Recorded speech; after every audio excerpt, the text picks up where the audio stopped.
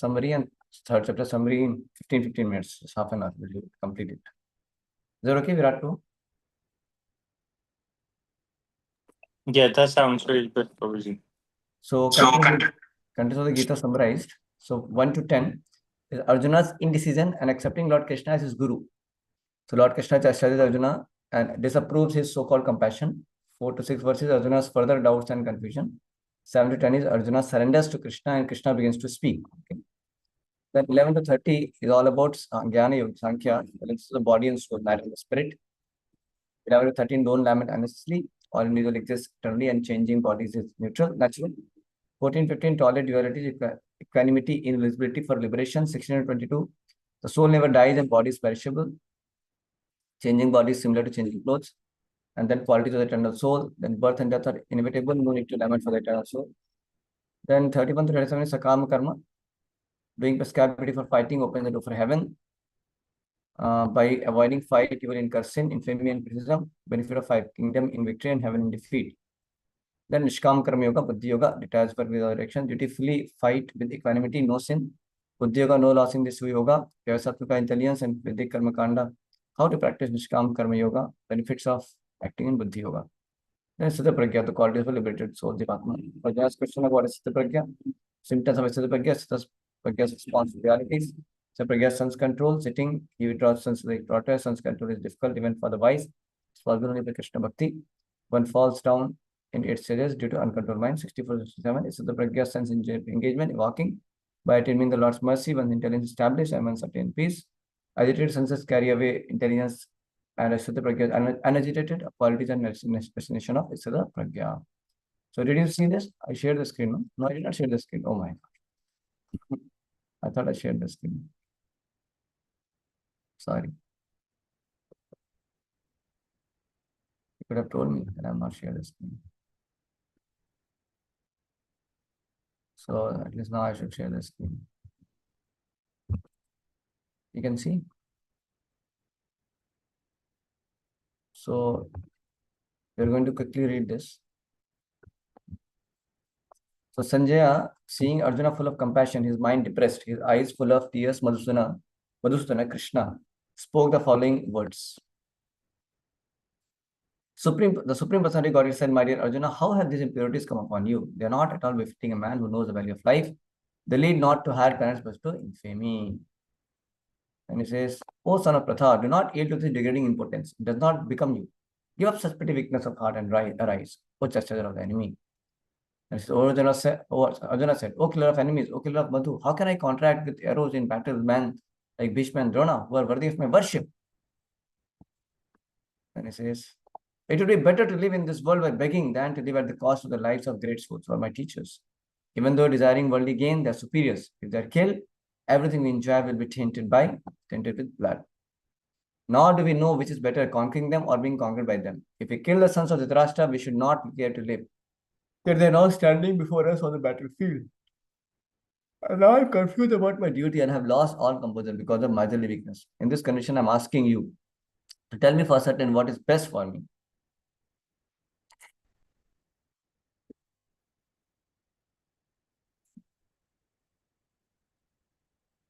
I just put please join also. Join.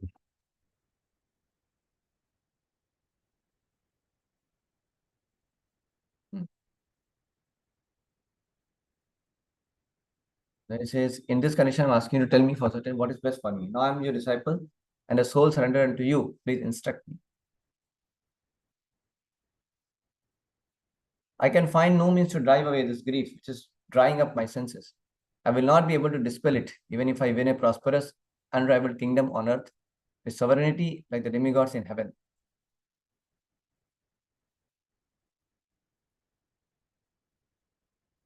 I can find no means to drive away this grief, which is drying up my senses. I will not be able to dispel it, even if I win a prosperous, unrivaled kingdom on earth with sovereignty like the demigods in heaven. Then he says, Sanjaya said, having spoken thus, Arjuna, chastiser of enemies, told Krishna, Govinda, I shall not fight, and fell silent. O descendant of Bharata, at that time Krishna is smiling in the midst of the both armies, spoke the following words to the grief-stricken mother. This is 2.10. 2.10, Krishna appears. And he's the first instruction, Krishna is the, what he says. The Supreme Personality Godhead, while speaking learned words, you are mourning for what is not worthy of grief. Those are wise, lament neither for living nor for the dead. So this is the first instruction he gives. Don't lament.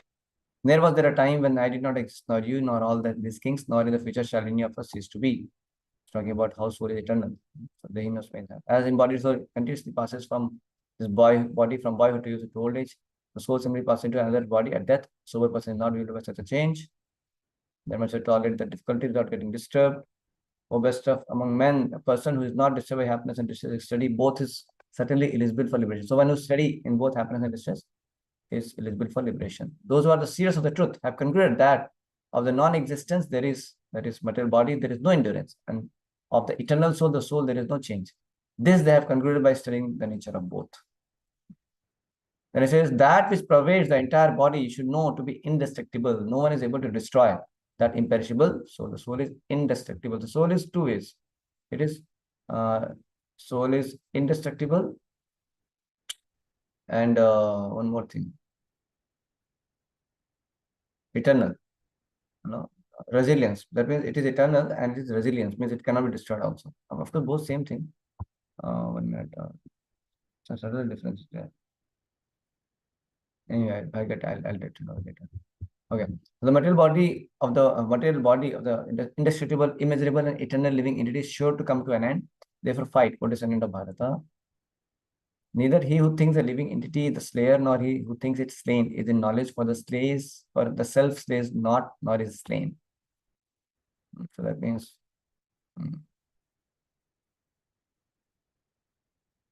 that is soul, no? That's why. For the soul, there is neither birth or death at any time. He has not come into being, does not come into being, he will not come into being, and will not come into being. He is unborn, eternal, everything, is not slain, and the body is slain. So basically, talking about eternality of the soul. Oh Partha, how can a person who knows that the soul is indestructible, eternal, unborn, and immutable kill anyone or cause anyone to kill?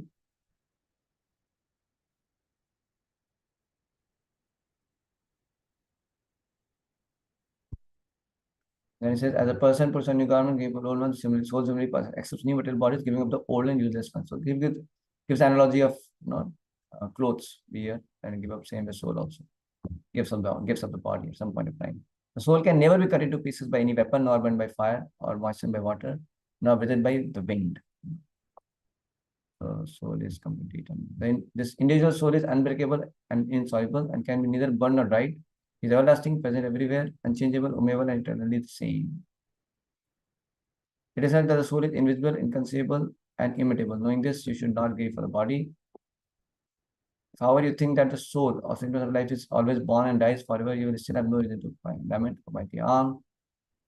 Then it says, upon a second birth is sure to die, and after death is sure to take birth again. Therefore, in the unavoidable discharge of your duty, you should not lament.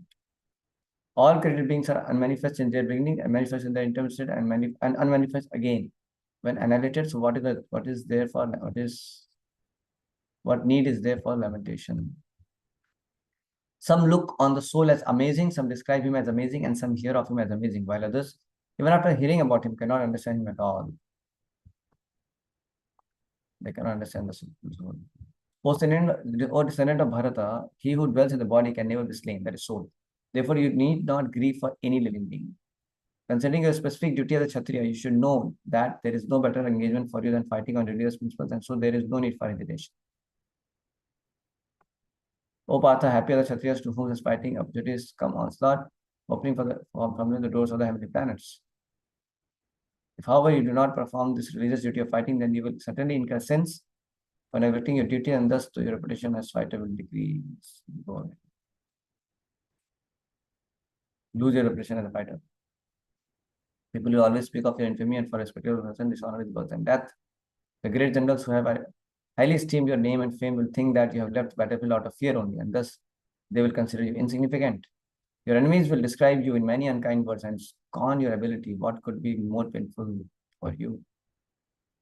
O son of Kunti, either you will be killed on the battlefield and attain heavenly planets, or you will conquer and enjoy the earthly kingdom. Therefore, get up with determination and fight. Do thus fight for the sake of fighting without considering happiness and distress, loss of gain, defeat, and by so doing, you shall never incur sin. Thus far, I have described this knowledge to you through an electricity. Now listen as I explain in terms of working without footing results. When you act in this knowledge, you can free yourself from the bondage of work. Because he's saying here now, fight without considering loss, gain, working without footing results. In this endeavor, there is no loss or diminution, and little advancement on this path can protect one from the most dangerous step of fear. Those who are on this path are resolute in purpose, and their aim is one, O beloved child of the Guru. The intelligence of those who are irresolute is many branched. When I was small, knowledge are very much attached to the flowery words of the Vedas, which recommend various fruitive activities for elevation to heavenly planets, result in good birth, power, and so forth. Being desirous of sense gratification and opulent life, they say that there is nothing more than this. In the minds of those who are too attached to sense enjoyment and material opulence, and who are bewildered by such things, the resolute determination for devotional service to the Lord does not take place. The Vedas deal mainly with the subject of the three modes of material nature. O Arjuna, become transcendental to these three modes, be free from all dualities and from all anxieties for gain and safety, and be established in the self.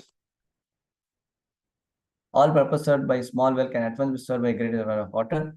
Similarly, all the purposes of the Vedas can be served to one who knows the purpose behind them. Famous verse. You have a right to perform your prescribed duty, but you are not entitled to the fruits of action. Never consider yourself the cause of the results of your activities, and never be attached to not doing your duty. Perform your duty equipoised, Arjuna, abandoning all attachment to success or failure. Such equanimity is called yoga. O Dhananjaya, keep all abominable activities for distant by devotional service, and in that consciousness surrender unto the Lord. Those who want to enjoy the fruits of their work are misers. A man engaged in devotional service rids himself of both good and bad reactions even in this life. Therefore, strive for yoga, which is the art of all work.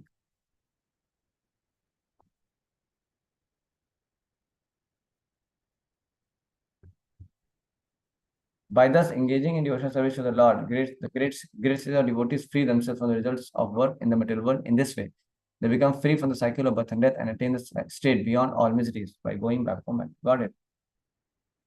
When your intelligence has passed out the dense forest of delusion, you shall become indifferent to all that has been heard and all that is to be heard. When your mind is no longer disturbed with the flowery language of the Vedas, and when it remains fixed in the trance of self-realization, then you will have attained the divine consciousness. Arjuna said, "O Krishna, what are the symptoms of one whose consciousness is thus merged in transcendence? How does he speak and what is his language? How does he sit and how does he walk?" The Supreme Personality of Godhead said, "O Partha, when a man gives up all varieties of desires for some gratification which arise from mental concoction, and when his mind is purified, the finds satisfaction as self alone, then he is said to be in pure transcendental consciousness. One is not disturbed in mind even amidst the threefold miseries or related when there is happiness, and who is free from attachment, fear, and anger is called a state of steady mind.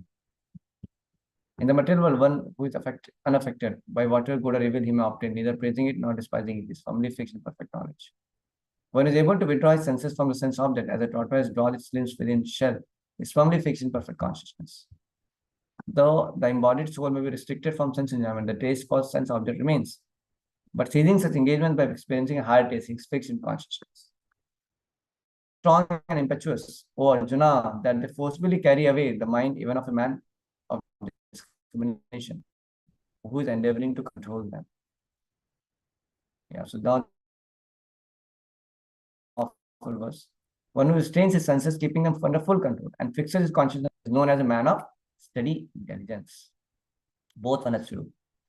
So while contemplating the objects of the senses, a person develops attachment for them. And from such attachment, lust develops. And from the lust, anger arises.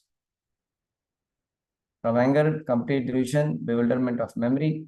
When memory is bewildered, intelligence is lost. And when intelligence is lost, one falls down again into the material pool.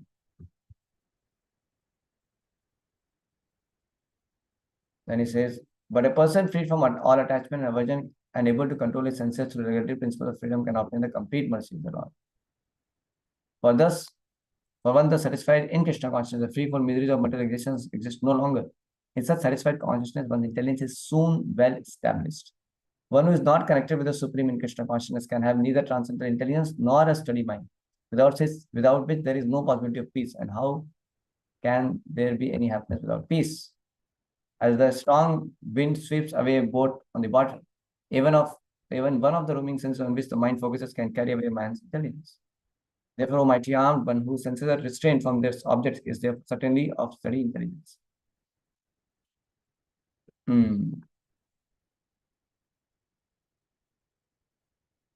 What is night for all beings is the time of awakening for the self-control, and the time of awakening for all beings is night for the introspective stage. It's a nice, powerful verse.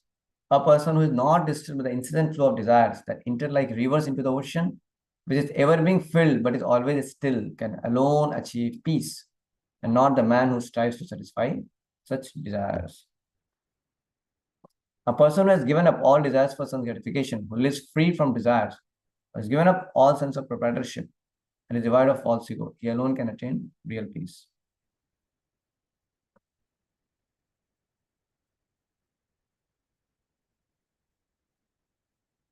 Powerful verse. A person who has given up all desires for sense gratification, who lives free from desires, who has given up all sense of proprietorship, is devoid of false ego, he alone can attain real peace.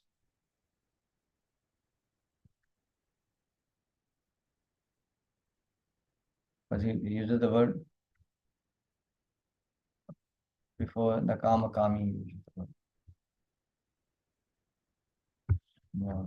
And then he says, that is the way of the spiritual and godly life after attaining which a man is not bewildered. When it's just situated even at the hour of death, one can enter into the kingdom of God. This is one can attain Krishna consciousness or divine life at once within a second, or one may not attain such a state of life even after millions of births. So only a matter of understanding and accepting the fact. Then gives the example of Khatwang Maharaj attained his state of life just a few minutes before his death by surrendering unto Krishna. And it says nirvana means ending the process of materialistic life.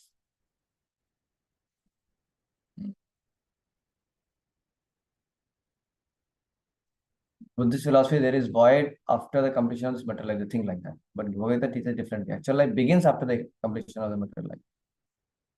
They don't know. Then chapter 3 says, or Arjuna said, okay, I'll show you this thing. What the content of the chapter 3.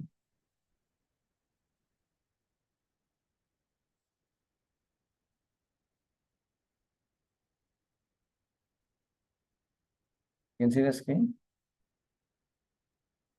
Arjuna's confusion, renunciation or action. Arjuna asks Krishna, if you think that buddhi is better than karma, why do you want me to fight? Nishkam karma yoga is better for Arjuna than Jnana yoga. This is two types of people. Jnana yogis who renounce work and karma yogis who do prescribed work. Premature renunciation of work is not recommended because inaction is unnatural. A pretender externally renounces work but internally dwells on sense objects. Better perform prescribed work for Vishnu and avoid bondage. From karma kanda to karma yoga. Attaining happiness by sacrifice and a cooperation between man and demigods, one should eat food which is first offered in sacrifice, otherwise he's thief. Cycle of sacrifice, life becomes sinful without sacrifice. And then Nishkam Karma Yoga to set the right example. Self-realized soul need not work, yet he works as an obligation with detachment. King like Janaka and even Krishna engage in work, set example as common people follow a great person. A Karma Yogi works with detachment and does not disturb the ignorant men who think themselves the doers. Working for Krishna and the results of following and not working for Krishna and the results of following and not following his orders. Okay, result of following Krishna or not following his orders. And one should do one's own duty according to one's nature for purification instead of imitating others. Insatiable lust causes but entanglement, covers knowledge and influences in 3 degrees. One can conquer lust by regulating the senses and making the mind steady by deliberate spiritual intelligence. So it's Arjuna's confusion.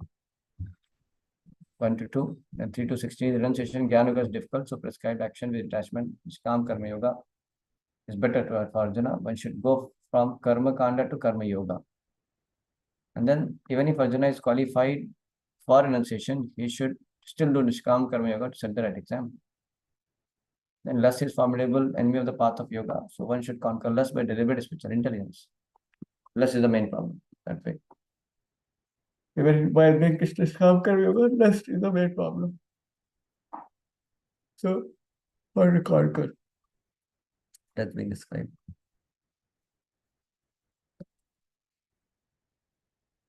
So, last question of this one. Arjuna said, "Oh Janardhan." So one by one you can read, Prabhu, now. Once Virat Prabhu, another Arya Prabhu. Then Virat Prabhu, Arya Prabhu. So read. Translation: Arjuna said, "O Janardhara, O Keshava, why do you want to engage me in this ghastly warfare? You think that intelligence is better than fruitive work?" Yes, Arya Prabhu. My intelligence is bewildered by your equivocal instructions. Therefore, please tell me decisively which will be most beneficial for me.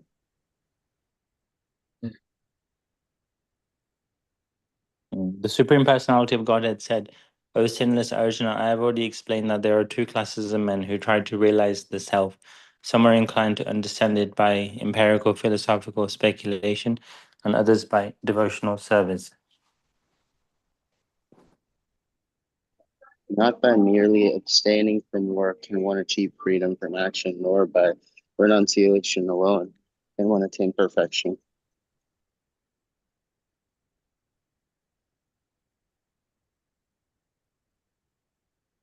Everyone is forced to act helplessly according to the qualities he has acquired from the modes of material nature. Therefore, no one can refrain from doing something, not even for a moment. One who restrains the senses of action, but whose mind dwells on sense objects, certainly deludes himself and is called a pretender. On the other hand, if a sincere person tries to control the active senses by the mind and begins karma yoga in Krishna consciousness without attachment, he is by far superior.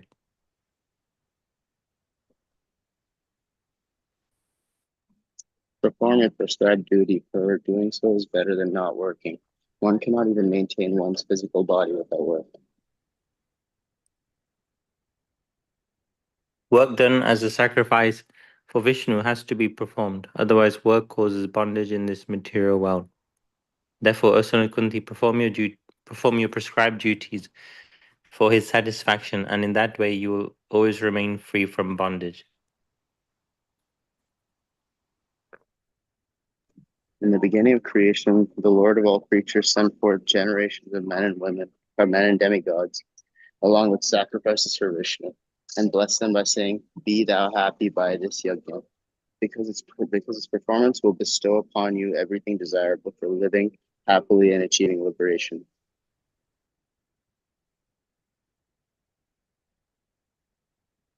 The demigods, being pleased by sacrifices, will also please you, and thus by cooperation between men and demigods, prosperity will reign for all. In charge of the various necessities of life, the demigods, being satisfied by the performance of yajna, will supply all necessities to you. But he who enjoys such gifts without offering them to the demigods in return is certainly a thief. The devotees of the Lord are released from all kinds of sins because they eat food which is offered first for sacrifice. Others who prepare food for personal sense enjoyment verily eat only sin. All living bodies subsist on food grains which are produced from rains. Rains are produced by performance of yajna, and yajna is born of prescribed duties.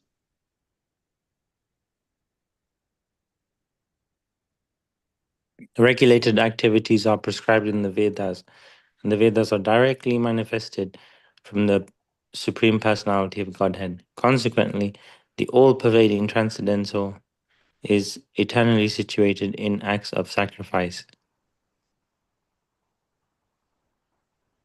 My dear Arjuna, one who does not follow in human life the cycle of sacrifice thus established by the Vedas certainly leads a life full of sin. Living only for the satisfaction of the senses, such a person lives in vain.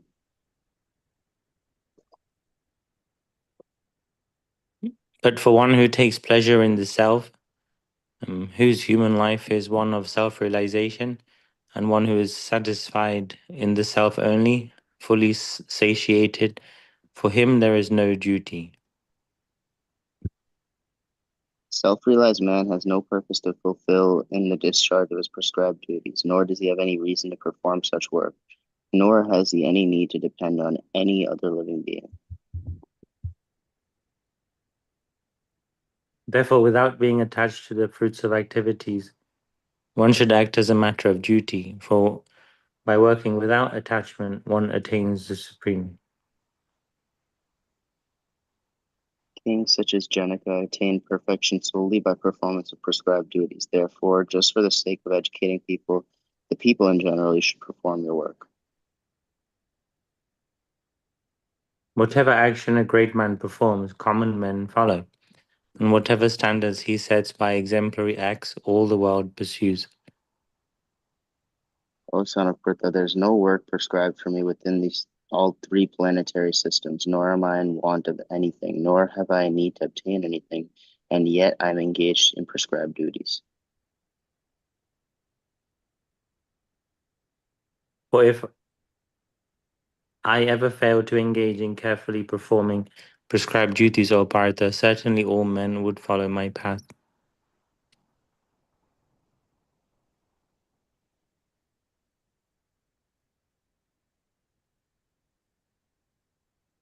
If I did not perform prescribed duties, all these worlds would be put into ruination. I would be the cause of creating unwanted population. I would thereby destroy the peace of all living beings.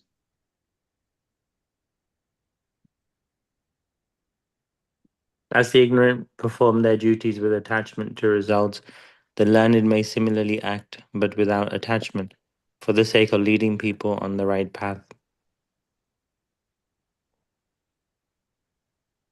So as not to disrupt the minds of ignorant men attached to fruit or results of prescribed duties, a learned person should not induce them to stop work. Rather, by working in the spirit of devotion, he should engage them in all sorts of activities for the gradual development of Krishna consciousness.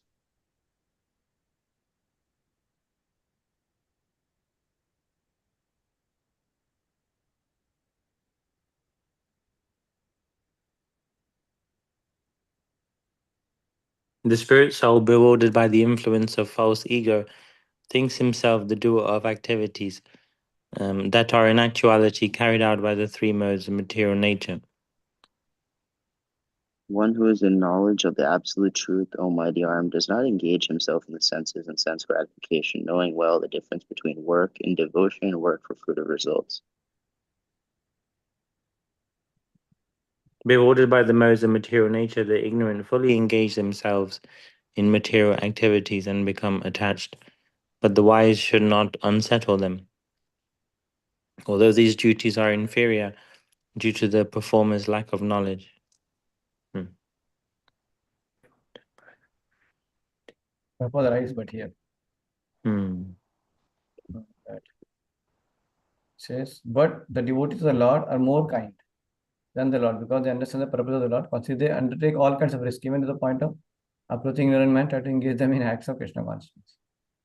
So Krishna is advising not to restrict them and simply waste valuable time, but devotees still take risk and try to help them to become Krishna conscious.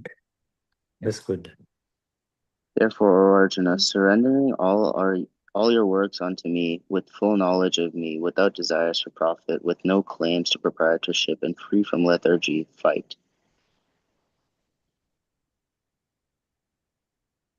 Those persons who execute their duties according to my injunctions and who follow this teaching faithfully without envy become free from the bondage of fruitive actions. But those who, out of envy, disregard these teachings and do not follow them regularly are considered to be bereft of all knowledge, befooled, and ruined in their endeavors for perfection.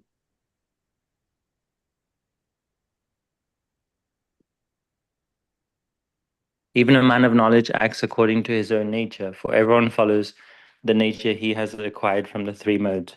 What can repression accomplish? There are principles to regulate attachment and aversion pertaining to the senses and their objects. One should not come under the control of such attachment and aversion because they're stumbling blocks in the path of self-realization.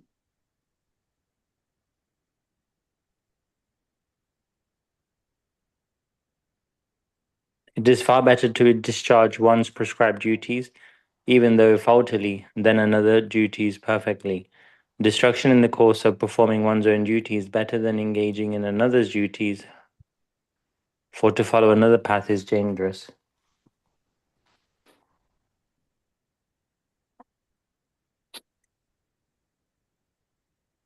Arjuna said, O descendant of Vishnu, by what is one impelled to sinful acts, even unwillingly, as if engaged by force?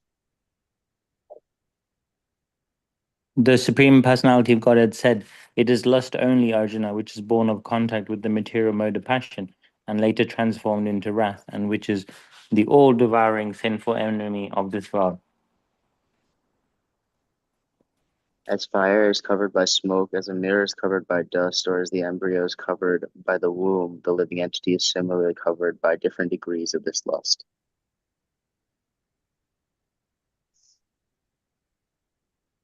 Thus, the wise living entity's pure consciousness becomes covered by his external enemy in the form of lust, which is never satisfied and which burns like fire.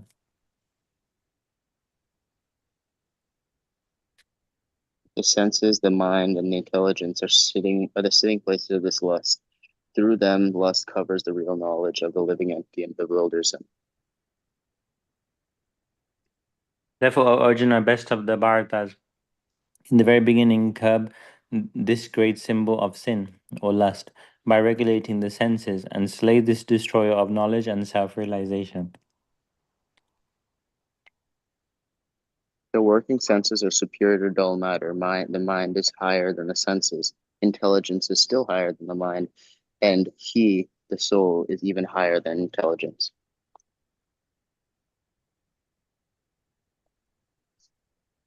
Thus, knowing oneself to be transcendental to the material senses, mind, and intelligence, O mighty armed Arjuna, one should study the mind by deliberate spiritual intelligence, Krishna consciousness, and thus, by spiritual strength, conquer this insatiable enemy known as lust. Yeah, nice, no? Very nice, probably. Yeah, just reading through also gives you kind of good this thing. But I suggest what you can do, you can read like this, read the purport and read the translation. Like that you can do 2-3 times. Then you will get some understanding.